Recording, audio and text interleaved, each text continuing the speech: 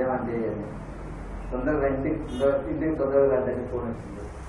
ఏమంటే బాబుకి ఒక 10 నిమిషాలు అయింది, జ్వరం స్టార్ట్ అయింది, బాబుకి అర్జెంట్ కాలేజ్ చూసి డాక్టర్ దగ్గర తర్వాత వస్తాలని ఇంటికి వెళ్ళాడు. తర్వాత బిల్లు ఏం చేసిందంటే హాస్పిటల్ బిల్లు భార్య ఏమని చేసింది 500 తిన్నాను. ఆడ ఎంత తీసుకున్నాడు ఆయన 500. ఇది బిల్లు వచ్చింది హాస్పిటల్ బిల్లు ఆడొచ్చింది ఇది పోయింది. అంతే కదండి, ఆడొచ్చింది ఇలా ఏం మిగిలింది. అప్పుడు ఆయన ఇక ఆయన జీవితంలో వచ్చేసి ఆ శోధంలో పడిపోయాడు.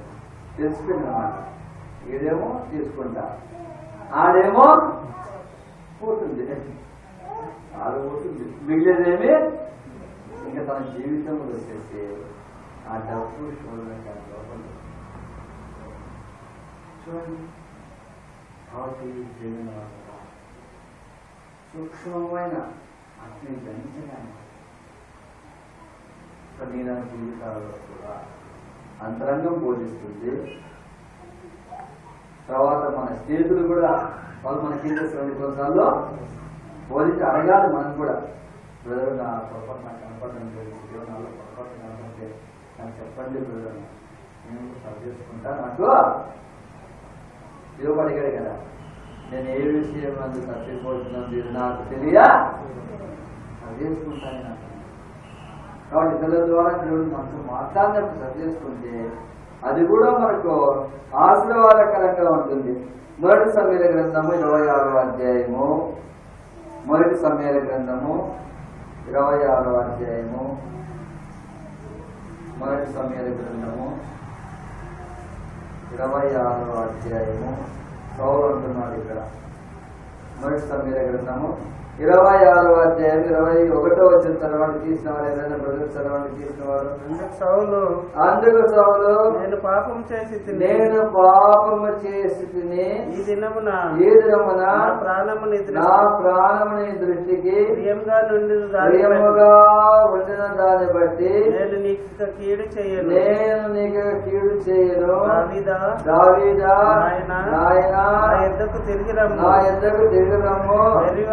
వెర్రివాడనై నేను బహు తప్పు చేసినగా. ఈ యొక్క మాట దావీదుతో ఎవరంటున్నారండి? సౌలు అంటున్నాడు, నేను పాపము చేస్తుని. రెండో మాట వచ్చేసి వెర్రివాడినైనాను. మూడో మాట బహు తప్పు చేస్తుని. నాయనా దావీదు నేను పాపం చేశాను, నాయనా దావీదు నేను వెర్రివాడినై పాపం చేశాను, నాయనా దావీదు నేను బహుపాపము చేశాను నీ పట్ల. బహు అంటే ఏం చెప్పండి? బహు అంటే చాలా తప్పు చేశాను. దావీదు అంటున్నాడు, నాయనా దావీదు నీ పట్ల చాలా తప్పు చేశాను, వెర్రివాడిని అయిపోయి తప్పు చేశాను, పాపము చేశాను నేను.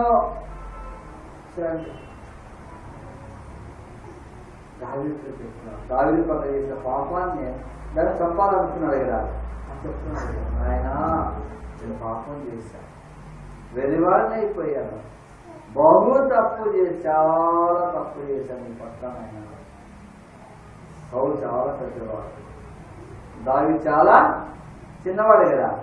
ఆయన చెప్తున్నాడు కదా చిన్నవాడైనా కదా, చిన్నోళ్ళు చిన్న మర్యాద కొడుతుంది అనుకున్నాడా? మనం అనుకుంటాం కదా కొన్నిసార్లు, నాకైనా చిన్నోళ్ళు ఎట్లా తప్పు ఒప్పుకుండేది, నాకు విలువడదు ఏమనుకుంటాం. అక్కడ కూడా ఆత్మీయంగా సమకూర్చదు. నాయన దావీదు పాపం చేసిన, వెలివాళ్ళు అయిపోయినా, చుక్కోని అయిపోయినా, వెళ్ళి మచ్చపిపోయింది, బహుపాపం చేసిన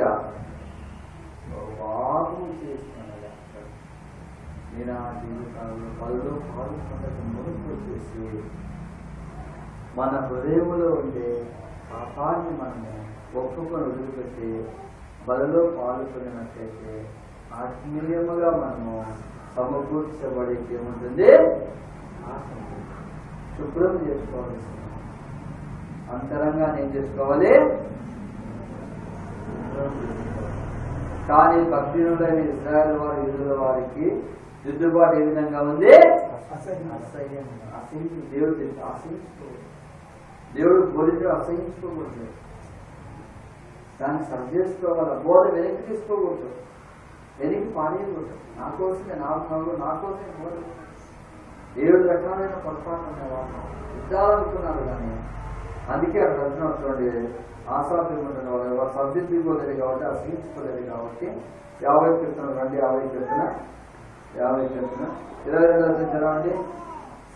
దేవుని మర్చివారు నేను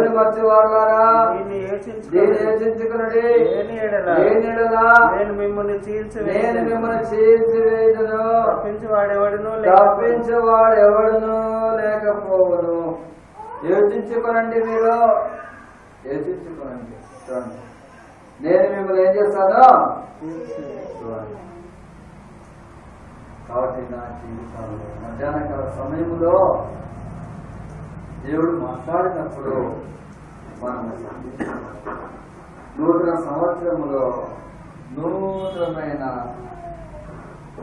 మన హృదయాలను నూతనపరచుకోవాలి, మన మనసును నూతనపరచుకోవాలి, మన నోటి నూతనపరచుకోవాలి, మన నాలుకను నూతనపరచుకోవాలి, మన కన్నును నూతనపరచుకోవాలి, మన చేతులు నూతనపరచుకోవాలి, మన కాళ్ళను నూతనపరచుకోవాలి, మన అంతరంగాన్ని ఏం చేసుకోవాలి? దేవుని వాక్యం ద్వారా నూతన సంవత్సరానికైనా నూతనపరచు ప్రభా, నూతనపరచు ప్రభా. అడిగి పాల్పొంటే ఇప్పుడు మనకు ఆశీర్వాదం, నూతన సంవత్సరం కూడా ఆశీర్వాదకరంగా దేవుడు మారుస్తారు. ఆ విధంగా ప్రభు